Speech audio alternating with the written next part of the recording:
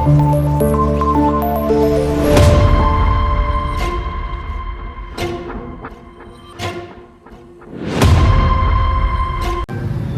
Declaration Warangal నగరం లోపల రాష్ట్ర స్థాయి రైతుల యొక్క మీటింగ్ ఏర్పాటు చేసి ఆ మీటింగ్ లోపల కాంగ్రెస్ పార్టీని అధికారంలో తీసుకొస్తే ఏకకాలంలో 2 లక్షల రూపాయలు రుణమాఫీ చేస్తామని చెప్పి స్పష్టమైన హామీని రాహుల్ గాంధీ గారు ఇవ్వడం జరిగింది.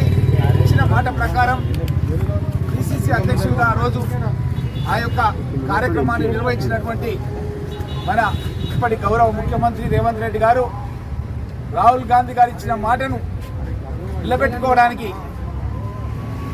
ఇంతకుముందు ఎన్నికల ప్రచార కార్యక్రమంలో కూడా చెప్పిండు 15 ఆగస్టు లోపల 2 లక్షల రుణమాఫీ చేస్తాం అని చెప్పి స్పష్టమైన హామీ ఇచ్చిండు. మనమందరం కూడా విన్నాం. పెద్దమ్మ తల్లి సాక్షిగా 2 లక్షల రూపాయల రుణమాఫీ చేస్తామని చెప్పి చెప్పిండు. దేశంలో ఇంతవరకు ఏ ముఖ్యమంత్రి కూడా చేయనటువంటి ఘనమైనటువంటి కీర్తి రైతుల పక్షపాతిగా కాంగ్రెస్ పార్టీని రేవంత్ రెడ్డిని ఈ హామీ ఇచ్చినటువంటి రాహుల్ గాంధీ గారిని ప్రజలంతా కూడా కీర్తి చేసే విధంగా ఈ కార్యక్రమాన్ని మన తెలంగాణ రాష్ట్ర కేబినెట్ సమావేశం ఏర్పాటు చేసి దీనిపైన స్పష్టమైన నిర్ణయం తీసుకున్నారు. మనం కూడా కాంగ్రెస్ పార్టీ నాయకులుగా కార్యకర్తలుగా ప్రజల్లోకి తీసుకెళ్లాల్సిన అవసరం ఉంది.